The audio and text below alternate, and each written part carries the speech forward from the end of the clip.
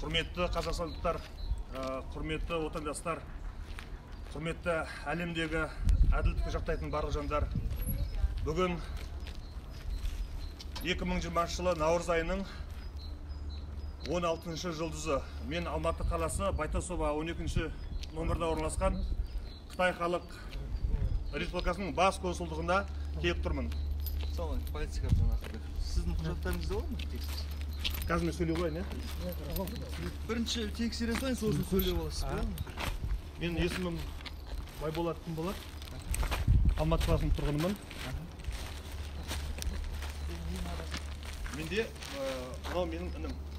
Нағып итермеді сағат? Итермесеңші просто. Полицияға жауап беріп жатыр ғой, итермесеңші? Мынау Баймұрат Наурызбек. Менің туғаным. Мынау фашистік Қытай үкіметі 2018 жылы наурыз айының 20 күні еш себепсіз полицияның көмекшісі болып жұмыс істеп жүрген жерінен консулға алып кеткен. Бүгінге дейін 727 күн болды. Сол жерде қамап отыр. Қытайда. Атсаң письмо жазбайсыз ба через электронный? Бәрін жазды. Түсіндім. Мен описание бәрін жаздым. Ең бірінші хатты сыртқы істер министріне жаздым, Мұхтар Мырзаның атына. Жауап келді. Бұл Қытайдың ішкісі болып табылады. Біз бұған араласпаймыз. Дегенмен назарда ұстаймыз деп. Президентке жаздым, Назарбаевқа жаздым, Қасым-Жомарт Тоқаевқа жаздым, елбасына жаздым, Нұр Отан партиясына жаздым. Бәр жерге жаздым. Жазбаған жерім жоқ. Мынау Қытай халық республикасының елшісіне жаздым. Қазақстанның Қытайдағы елшісіне бәр жерге жаздым. Жазбаған жерім жоқ. Жауап жоқ. Мен 1,5 жыл бойы күттім. Осы інімді ұстағаннан кейін, осы Қазақстан мен Қытайдың бір достық қарым-қатынасына бір зиян тимесін, дипломатиялық жұмыстарға зиян тимесін деп. Бізге айтты, ойбай Қытайдағы лагерьде отырғандарды 3 айда шығарады деп. Мен 3 ай күттім, 6 ай күттім, 1 жыл күттім, 1,5 жыл күттім. Шығарған жоқ. Ең соңында мен күтіп жүрген кезімде соттап жіберді. Енді мен уже еш амалым жоқ. Арыз жазып отырмын. Сіз кім боласыз, кешіріңіз? Жолдасымын. Осы кісінің жолдасыз ба? Сіз өткенде болады ма? Болады.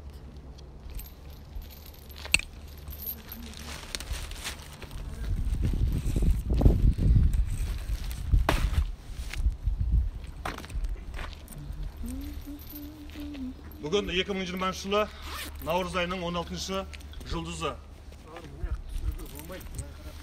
Сағат 2 шамасы. Мен Алматы қаласы Байтасова 12-ші номерде орналасқан Қытай халық республикасының бас консулдығына келіп, Қытайдағы жазықсыз қамауда отырған інім Баймұратқа Итере бермесеңші. бостандық сұрап келдім. Қытай фашистік үкіметі менің ініме жала жауып 10 жылға соттап отыр. Қытай үкіметінің айтуынша 2012 жылы наурыз айының 20 күні әлеуметтік желіде ұлттық арзатуды қоздырушы деген мақала жазған.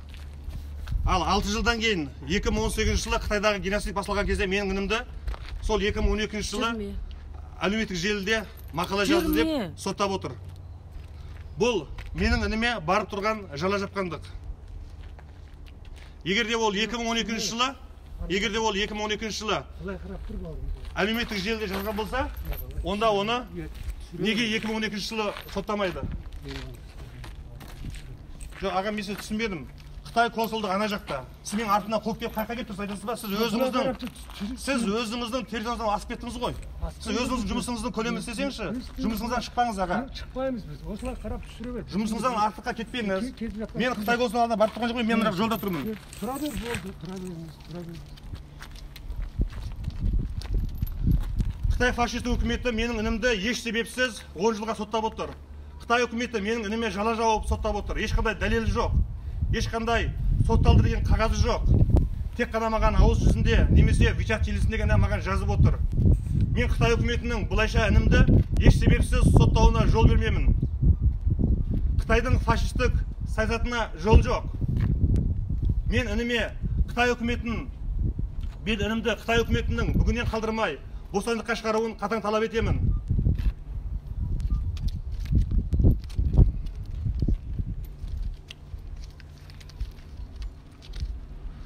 Қытай фашистік үкіметі бүгіннен қалдырмай менің інімді бостандыққа шығарсын. Мен Қытай үкіметінің бұндай фашистік әрекетпенен менің інімді жазықсыз соттауына ешқашанда жол бермеймін.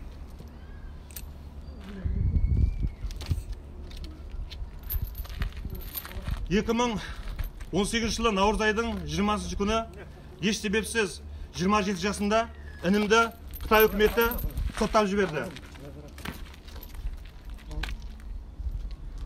Міне, дәл осылай. Қазір менің інімнің аяқ қолы шынжырлаулы. Қытай түрмесінде отыр. Аға, итере бермеңізші, а? Терген емес, бұлай қарап. Жоқ, мен сіздің территорияда барып тұрған жоқпын ғой. Осылай тұра бер, мына жақты сүріп. Қалай тұра, мен шаруам шығады, сіздің шаруаңыз қанша? Жоқ, bu жақты сүруге болмайды қарындас. Онда түсірмейді. Жоқ, бұлай түсіре беріңіз, ешкімнің қарсылығы жоқ оған сізге. Аға бізге Сізге тұрым қарындасым өткізді. Бұлай тарта беріңіз, сізге ешкім жоқ.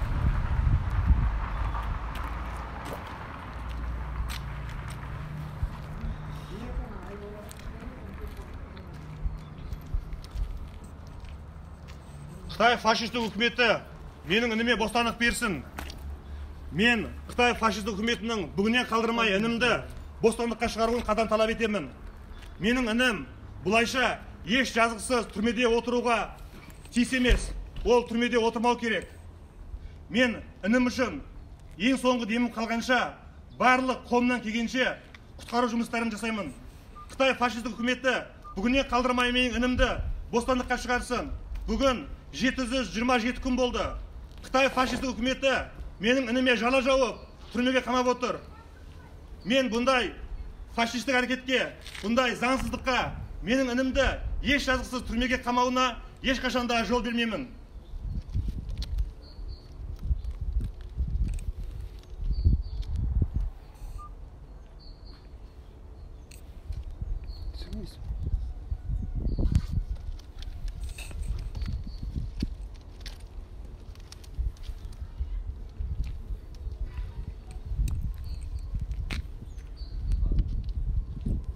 Екі 2018 жылы наурыз айының 20-сына қарай Қытай фашистік үкіметі менің інімді Қытай Халық Республикасы Іле Қазақ автономиялы облысы Құлжа ауданы Қарағаш ауылы Ойманбұлақ кентіндегі өзінің тұрғылықты жерінде полиция қызметінің көмекшісі болып жұмыс істеп жүрген жерінен еш жазықсыз көңіс лагерге қамаған. 1,5 жыл көңіс лагерге қамап отырғаннан кейін еш себепсіз 10 жылға соттап жіберді. Мен 1,5 жыл бойы інімді іздемей, ініме ешқандай арыз жазбай күтіп келдім. Себебі Қазақстан мен Қытайдың достық қарым-қатынасына және де басқа да жан-жақтылы демократиялық дипломатия. Қытай үкіметі менің ініме өтіріктен жала жауып отыр. Мен Қытай үкіметінің жазықсыз жала жабуына жол бермеймін. Ініме бостандық берілсін. Бүгіннен қалдырмай інімді түрмеден шығарсын. Қытай фашистік үкіметінің менің інімді қамап отырғанына бүгін 727 күн болды. Мен бұл фашистік әрекетке ешқашанда жол бермеймін.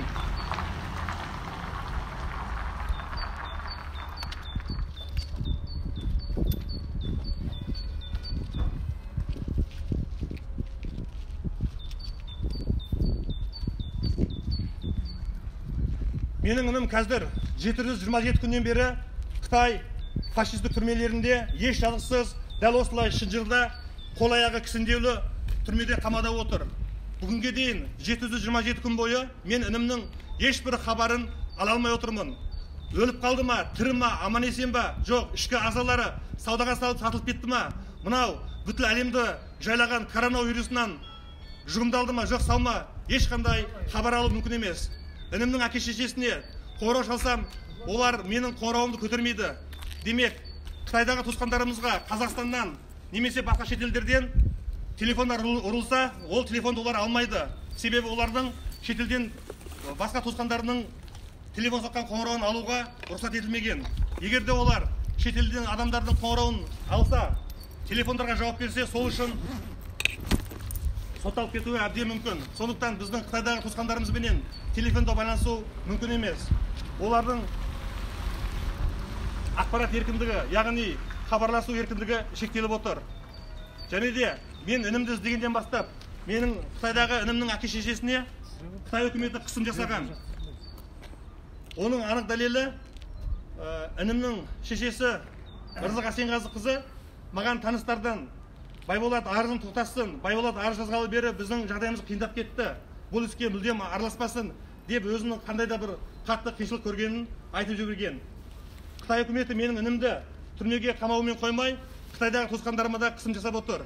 Мен Қытай геноцидтік саясатына өз қарсылығымды білдіремін. Інімді тез арада түрмеден шығаруын қатаң талап етемін. Рахмет.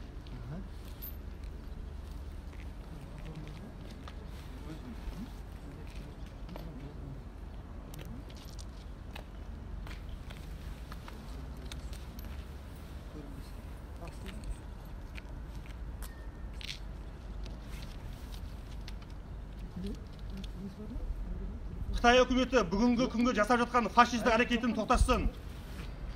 Қандастарымызға және Шыңжаң деп аталатын біздің байырғы мекеніміз Шығыс Түркістандағы жасап жатқан барлық халықтарға жасап жатқан геноцид саясатын тоқтатсын. Шығыс Түркістандағы қазақ, ұйғыр, қырғыз қатарлы түркі тілдес ұлттардың барлығына Қытай үкіметі бүгінгі таңда геноцидтік жолменен, фашистік жолменен қысымдар жасап жатыр. Миллионнан астам біздің азшылық ұлттар, яғни сол Шыңжаңның байырғы ұлттары түрмелерде және лагерлерде. Мен Қытай үкіметінің осы Шыңжаңдағы барлық азшылық қауымды ұлттарға, яғни Шыңжаңның, Шығыс Түркістанның байырғы халықтарына бүгінгі күнгі жасап жатқан геноцидін тоқтатуын қатаң талап етемін. Түрмелерде жазықсыз сотталып, жазықсыз лагерлерге қамалған қазақ, ұйғыр, қырғыз текті, түрік текті халықтардың барлығын түрмелерден босатуын, концлагерьден лагерден босатуын қатаң талап етемін. Қытай геноцидті тоқтат. Қандастарымызға жасап жатқан қиянаттарыңды тоқтатыңдар. Бауырымды бүгіннен қалдырмай түрмеден шығарыңдар. Мен осыны Қытай үкіметінен қатаң талап етемін.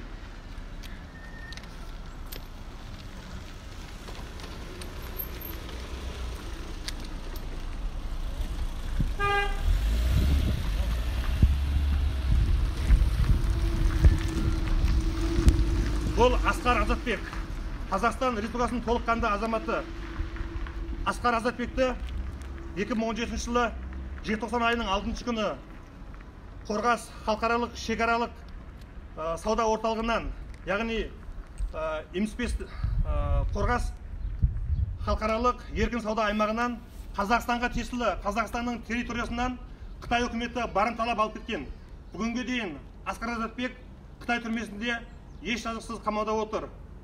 Асқар Азатбекті естуге қарағанда 20 жылға соттаған. Бұл Қазақстан Республикасының азаматы. Қытай үкіметінің Қазақстанның территориясынан, Қазақстанның аумағынан, Қазақстанның азаматын алып кететін, барымталап алып кететін қандай қақысы бар? Бұл барып тұрған заңсыздық. Бұл біздің тәуелсіздігімізге деген құрметсіздік. Мен Қытай үкіметінің Қытайдағы заңсыз қамалып жатқан Асқар Азатбекті Қазақстанға қайтаруын Қытай үкіметінен қатаң талап етемін. Қытай үкіметі Асқар Азатбекті Қазақстанға қайтарсын. Егерде Қытай үкіметі Асқар Азатбекті Қазақстанға қайтармаса, Қазақстан Республикасы Қытайға қайтаратын қарыздарды қайтармай тұра тұру керек. Себебі Асқар Азатбек Қазақстан Республикасының толыққанды азаматы. Қытай үкіметі Асқар Азатбекті Қазақстанға қайтармайынша, Қазақстан үкіметі Қытайға алған қарыздарды бермей тұра тұру керек. Мен осыны Қазақстан билігінен талап етемін. Бізге бар ғой, ұшақ керек. Асқар Азатбек Қазақстан Республикасының толыққанды Қытай халық республикасының түсіруге болмайды. Қазақстан Ағасы болмайды ғой. Болмайды. Ағасы қызықсыз. Жоқ, міне бұл барып тұрған заңсыздық. Бұл Қазақстан Республикасының тәуелсіздігін құрмет етпегендік.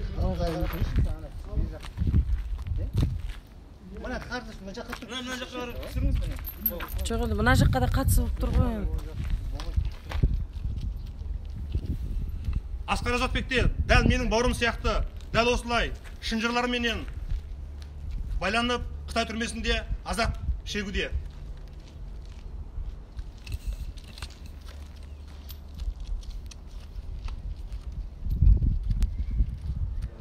Тағы да бір рет қайталап айтам. Қытай фашист үкіметі Қазақстанның толыққанды азаматы болған Асқар Азатбекті 2017 жылы желтоқсан айының 6 күні Қорғас халықаралық сауда аймағынан Қазақстанға тиесілі Қазақстан аумағынан барымталап алып кеткен. Бүгінге дейін Асқар Азатбек Қытай түрмесінде қамауда отыр. Ол Қазақстанның толыққанды азаматы. Қытай үкіметі Асқар Азатбекті барымталап алып кеткеннен кейін Асқар Азатбекті 20 жылға соттаған. Қытай фашист үкіметі Қазақстанның толыққанды азаматын соттайтын қандай хақысы бар? Және Қазақстан аумағынан Асқар Азатбекті барымталап алып кететін қандай хақысы бар? Бұл барып тұрған заңсыздық. Бұл біздің Қазақстанның егемендігіне, тәуелсіздігіне құрмет етпегендік. Мен Қазақстан Республикасы үкіметіне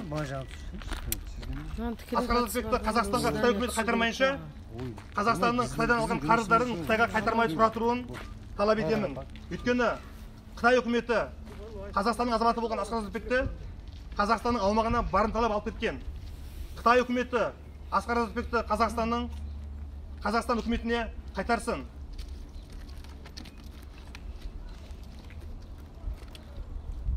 Бұл Асқар Азатбек Қазақстанның толыққанды азаматы. Бұл да қазір менің інім сияқты Қытай түрмесінде дәл осындай шынжырда маталып қамауда отыр. Ал менің інім болса, ол 27 жасында үйленбеген бозбала күйінде Қытай түрмесінде еш жазықсыз қамалды.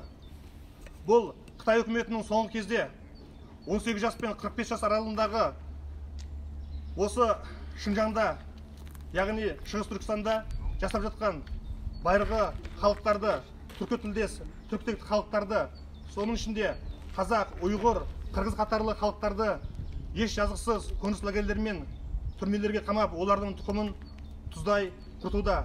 Соның бір нақ белгісі және дәлелі. Менің інім 27 жасында үйленбеген күйінде бозбала кезінде Қытай фашистік үкіметінің бүгінгі кездегі геноцидтің құрбаны болды. Мен Қытай үкіметінің інімді еш жазықсыз түрмеге қамауына өз қарсылығымды білдіремін. Қытай үкіметі бүгіннен қалдырмай менің інімді түрмеден шығарсын.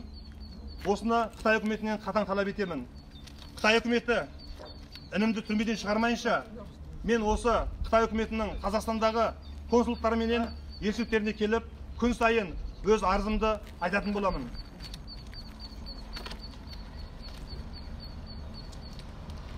Қытай үкіметі бүгінгі таңда біздің қандастарымызға, түркі текті халықтарға, атап айтқанда қазақ, ұйғыр, қырғыз қатарлы түркі текті халықтарға жасап жатқан геноцидін тоқтату керек. Мен соны қатаң талап етемін. Былай қарап түсіріңіз бол. Болмайды, ол тікелей қатысты ғой. Былай қарап түсіріңіз. Менің інім, бітірмесеңші. Маған бітіріп жатырсыз. Жоқ, маған бітіріп жатырсыз мені. Бітірмесеңші. Мен көшеде тұрмын. Сіздің территория емес қой. Сіздің аумағыңыз емес. Не болды сізге? Түсінбедім. Не үшін былай қарау керек айтыңызшы маған? Кім айтады болмайды деп? Камераға түсіруге болмайды мына жерде. Неге болмайды? Неге болмайды айтыңызшы. Рұқсат етілмеген. Онда айтыңызшы, Қытай үкіметі менің інімді жазықсыз қамауына бола ма? Онда Қазақстаннан не Бола ма?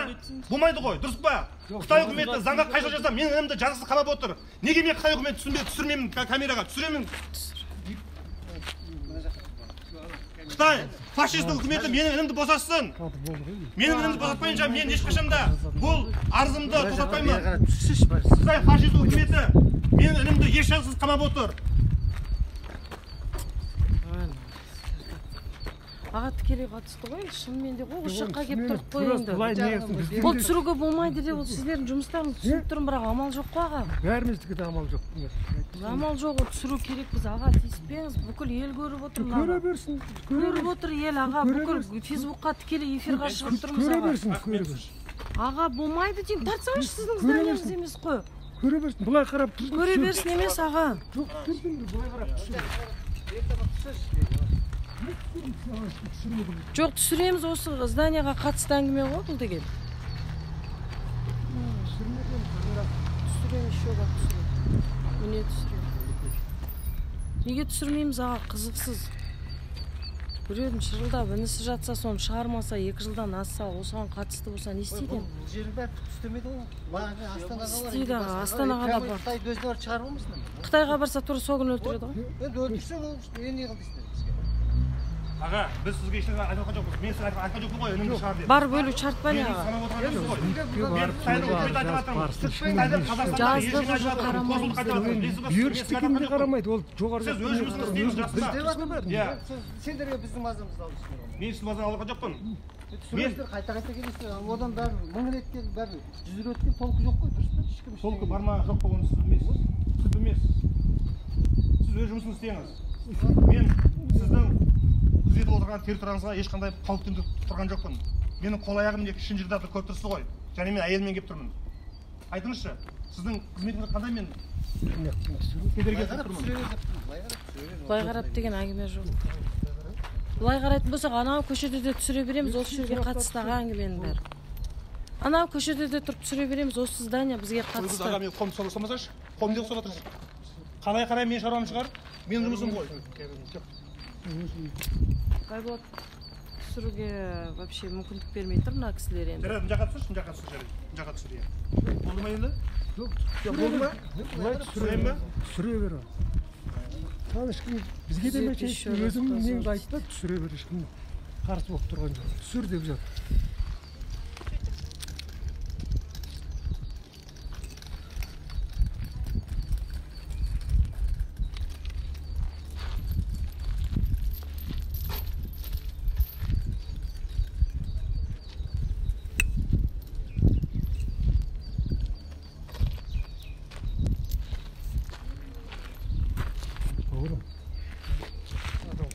Байболат, Жарайды. тұрыңыз былай енді, былай жағынан түсіреміз. Осылай ма? Әлі осылай ма? Өзің білесің ба? Өзім білем ба? Осылай қарада түсіре берсін. Жас онда маған кедергі келтірмеңіз. Жоқ, енді келтірмеңіз, ал түсіре беріңіз. Түсіре беріңіз енді. Түсірейін. Түсіре беріңіз, ол ешкім қарсылығы жоқ.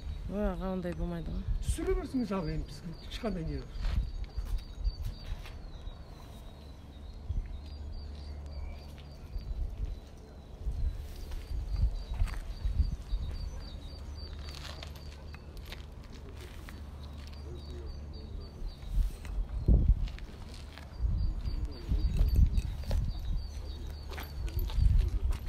Аға, жаппасаңызшы енді. Yok, түсірмей айттым ғой, жаңа не қылды, түсірер.